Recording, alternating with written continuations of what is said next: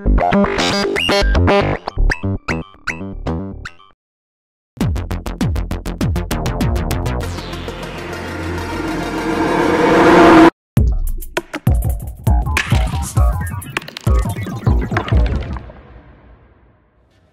it, goes.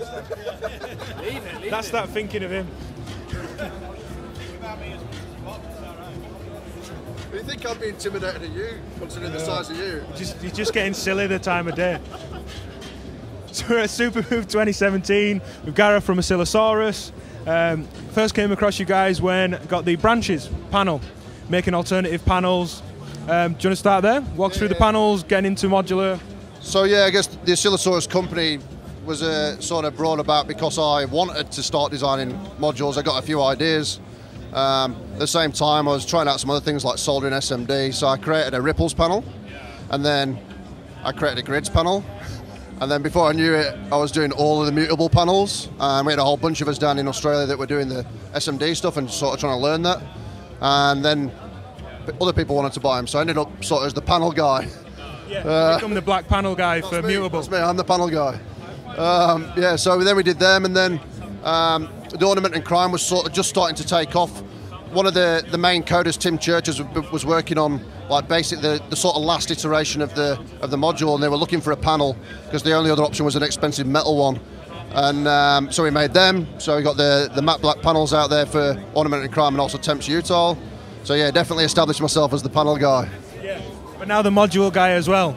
Yeah. So this year at Superbooth we're introducing a new module called SSOMA. So basically, we're calling it a multifunction voltage processor because it's a combination of a few tools. It's got 4 ins that can be used to process control voltage.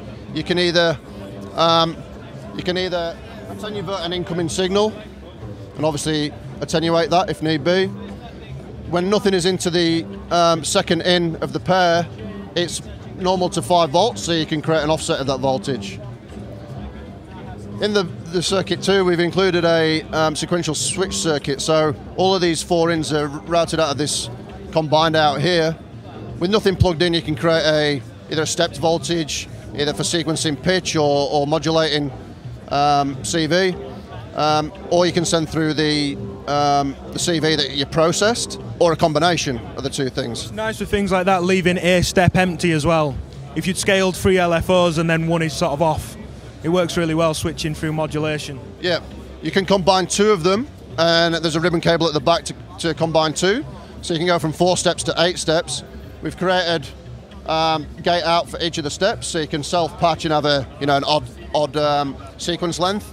Or you can use those for triggers. So you might have something passing through your switch, and you might only want to have an envelope triggered on step 3 and send that off. And so you've got a few options there for your processing. Yeah, it becomes a two-way thing. Things coming out, taking things back out of that module to influence the modulation. That's right, yeah. And we thought, whatever we can bring from the circuit to the front of the panel, we're going to do that, because then it gives everyone plenty of options. So I mean, essentially, you can use it as a clock divider if you needed to. You can self-patch and just get the gate out that you need along the bottom, and it's a very crude clock divider also. So there's a few things you can do with that. We've also, because we were coming over to Europe, we decided to bring a few friends along, so we've filled an entire case, with the exception of the O'Toole, with things that are related to Australia or manufactured in Australia. So as we said, obviously the mutable panels are not Australian, the mutable modules are not Australian, but the panels are. Also the temps and OC panels are. But then everything else we've got in the case is a module manufactured and made in Australia. So we've got non-linear circuits, we've got analog ordinance from Brisbane, we've got Metro Modular from Sydney, who are doing a revamp of the Aries series and bringing it to Euro, as well as their own stuff. We've got Beast Tech doing a whole bunch of digital oscillators. We've got the Red Light District by Galt down the bottom here, which is a big 84 HP sequencer, which is good for controlling outboard gear via MIDI, and also controlling your modular gear. We've got a few slightly more eccentric modules by Catful of Ghosts. He normally specialises in video synths, but he's brought a few stuff over to Euro. And then we've got Wrong, which is designed by Morgan. He does the mid-side, which people have been building a lot of through Thonk. and also the buff test, which is a buffered multiple, but it's also a cable tester or a manual gate. All right, I didn't know that. I thought it was just a mult. Yeah. So you can actually trigger the button and it'll produce a manual gate, or you can link from the top to the bottom, press it and it'll light both green and tell you if your cable's good or bad. All right, super useful then. So with this all being from Australia and a few things, but also, I mean, for us in the UK, everything's tiny comparatively. What's the scene like with it so spread out?